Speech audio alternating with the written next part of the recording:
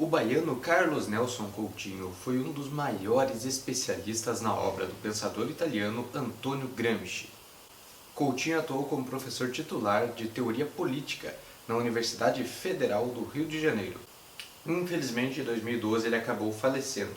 Foi vítima de um câncer no pulmão, mas ele deixou obras de peso. Eu vou enumerar algumas delas aqui. Contra a Corrente, ensaio sobre democracia e socialismo, de 2008, e o Estruturalismo e a Miséria da Razão, de 2010. E neste vídeo nós vamos falar de uma obra específica do Carlos Nelson Coutinho que trata sobre Gramsci, um estudo sobre seu pensamento político que foi originalmente publicado em 92 como a tese dele para a livre docência na Universidade Federal do Rio de Janeiro. Depois teve outras publicações, foi editado novamente, se não me engano a editora Brasiliense fez a publicação da obra no formato de livro, mas aqui vamos estar tratando propriamente do conteúdo, dando algumas indicações de como a leitura pode proceder de uma forma mais simples, apesar de que é uma coisa que deve ser bastante louvada no texto do Coutinho, que é um texto acadêmico, é um texto que traz conceitos e trata os conceitos como conceitos devem ser tratados, de uma forma rígida, mostrando qual é a sua verdadeira aplicação, não dando margem para muitos generalismos. Mas o Coutinho consegue fazer isso de uma forma envolvente para o leitor. Ele nos leva para o texto e faz com que consigamos compreender o que ele está colocando ali com poucas palavras. E isso é uma virtude da escrita que poucas pessoas têm, que poucos autores conseguem desenvolver desta maneira como o Coutinho consegue. Ele não fica preso no academicismo de ficar trazendo citações, truncando o texto a todo momento. Então, esse é um ponto realmente louvável do trabalho dele. Mas agora o Coutinho propriamente já foi apresentado, agora vamos falar um pouco sobre o Gramsci, que é o autor que o Coutinho analisa.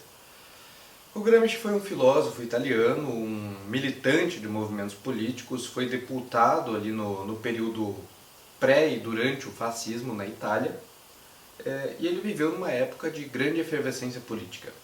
Esse é um ponto crucial. Efervescência política por quê? Bom, os movimentos operários na Europa ganhavam cada vez mais força.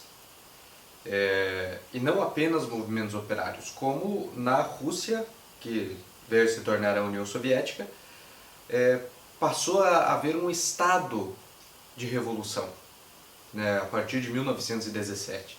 Então, nessa conjuntura é que vive o Antonio Gramsci. Uma conjuntura também em que havia uma contracorrente muito forte para os movimentos operários, para os movimentos que se colocavam mais à esquerda, que eram os movimentos nacionalistas daquele período. E um desses movimentos nacionalistas, que deve ser citado, claro, foi o fascismo na Itália. Ou o fascismo, como nós acabamos aportuguesando. O que ocorre naquele período? Gramsci era deputado e nunca deixou de produzir. Apesar de ocupar uma função política, ele ocupava primeiramente uma função de intelectual naquele período.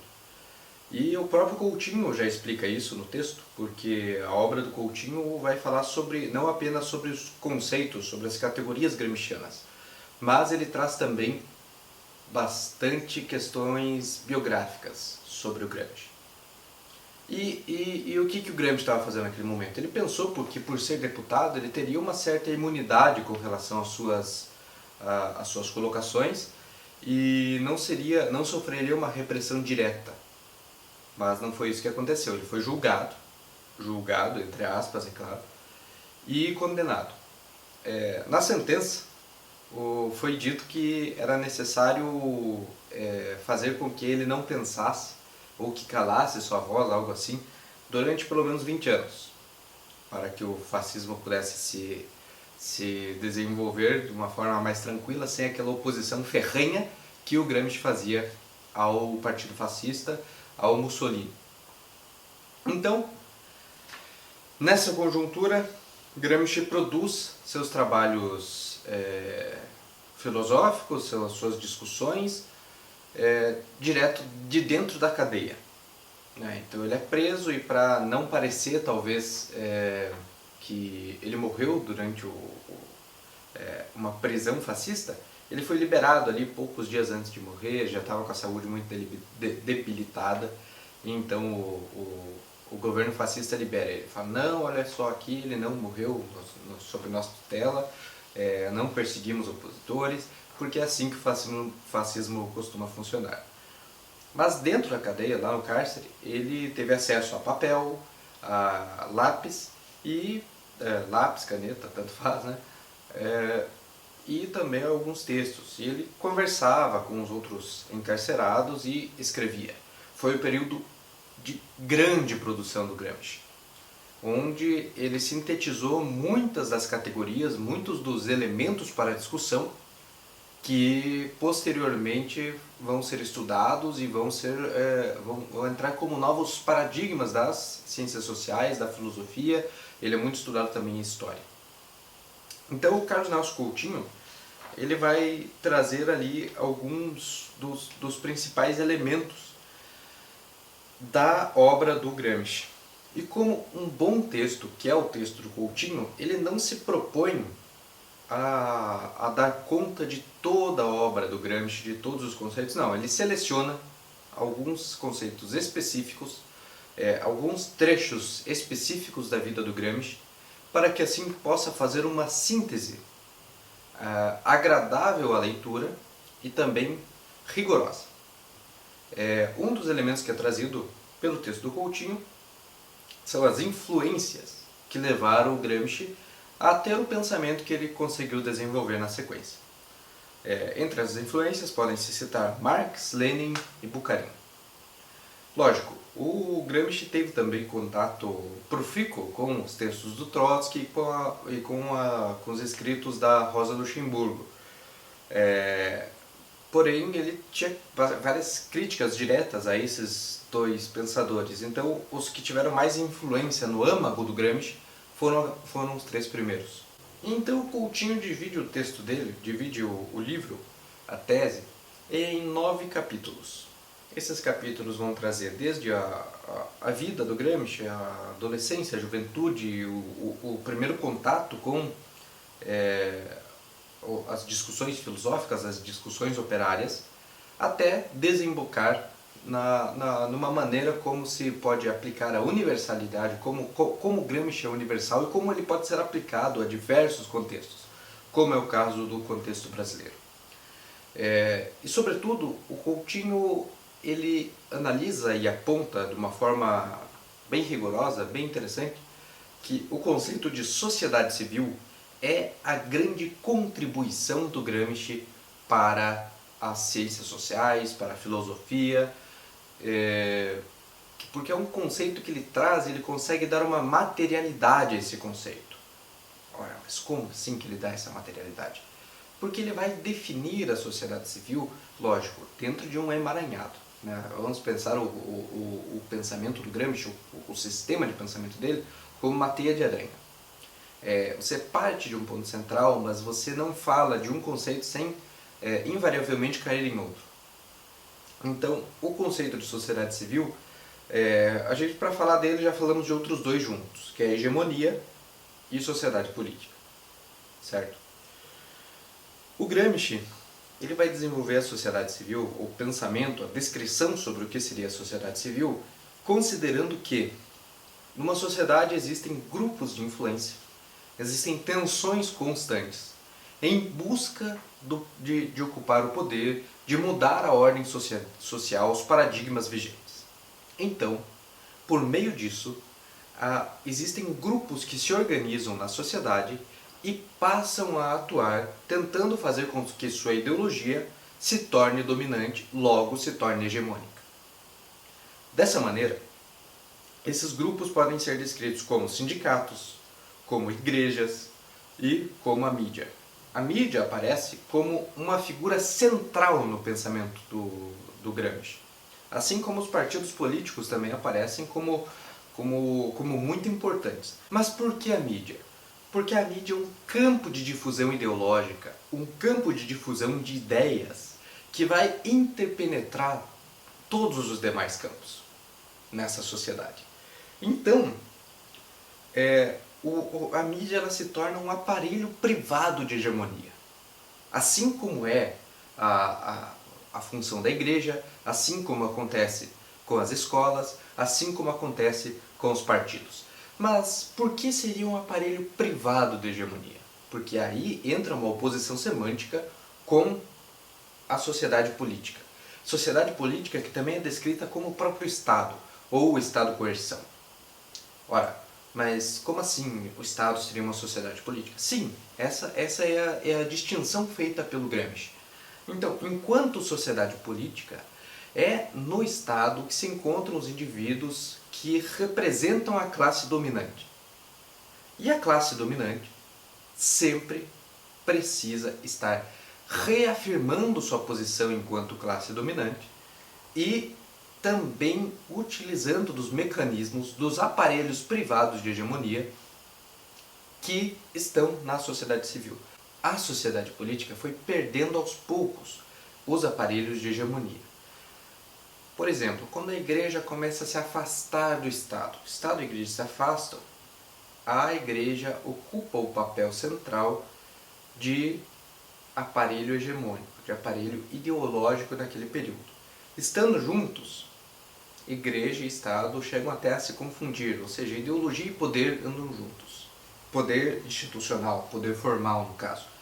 Mas quando a igreja se separa da política, ela passa a agir numa esfera autônoma, numa esfera, essa sociedade civil tem uma materialidade na figura dessa igreja, e então passa a reproduzir ou produzir ideias, ideologias em busca de manter a sua dominação. Seu processo de dominação nunca termina. É sempre necessário, é um processo paulatino de manter essa ideologia em voga. Porque, do outro lado, vem os grupos que não ocupam o poder. E eles procuram por esse poder. E procuram difundindo suas ideias. E qual que é o campo mais abrangente para difundir ideias? Ora, é a mídia. Fica claro, na época do Gramsci eram jornais. Jornais lidos por um povo letrado. A Itália era um país com muito mais letramento à época do que o Brasil, então o contexto é diferente, mas mesmo assim era um conjunto pequeno da população. Naquele período em que o Gramsci estava encarcerado, o rádio começava a engatinhar, já dava ali os primeiros passos, tinha uma certa audiência crescente, mas ele não chega a teorizar muito sobre isso, certo? Hoje nós podemos pensar nesses aparelhos privados de hegemonia como a televisão, a internet, o rádio, os próprios jornais, revistas, enfim, todo esse aparato midiático que nós possuímos, certo? Então, a partir disso, se produzem e reproduzem hegemonias.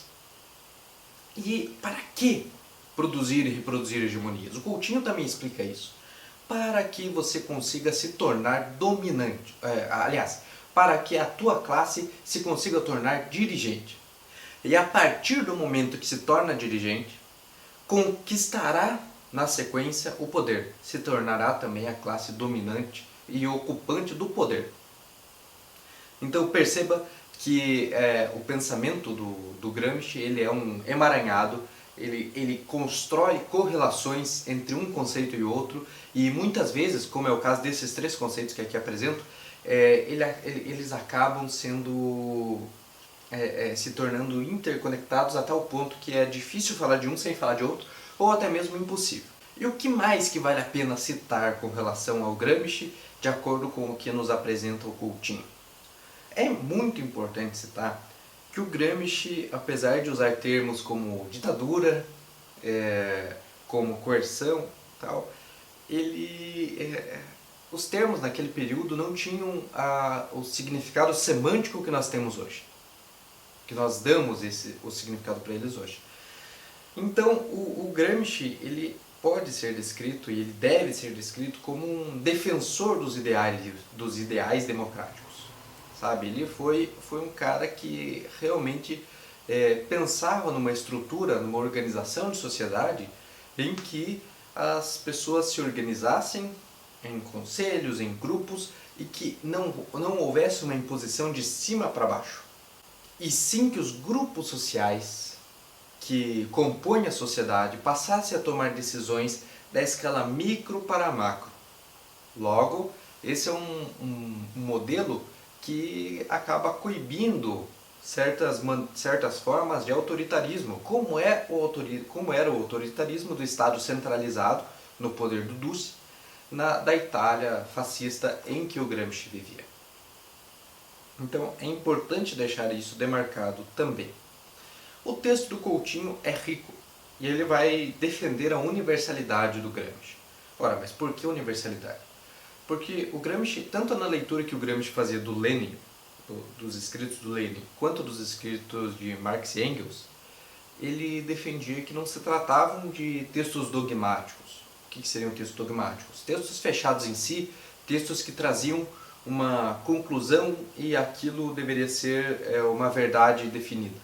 Não, ele defendia que esses autores deveriam ser lidos como chaves para que conseguíssemos, a partir deles, construir novas categorias, refinar as nossas formas de pensar, melhorar a metodologia pela qual trabalhamos dentro da filosofia, das ciências sociais. Então, o Gramsci, os escritos do próprio Gramsci servem dessa forma para nós.